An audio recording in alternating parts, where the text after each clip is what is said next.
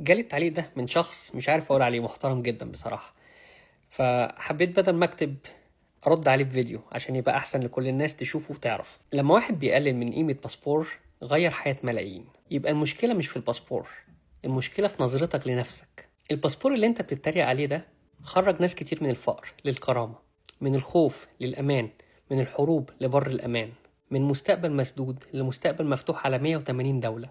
الفرق إن في ناس بتحترم اللي وصلت له، وفي ناس زعلانة إنها مش قادرة توصل له فبتتريق عليه. وبعدين اللي يوصل لمرحلة إنه يشبه باسبور دولة بورقة حمام، ده مش نقد، ده اعتراف غير مباشر إنه عمره ما شم ريحة مسؤولية ولا نجاح أصلا.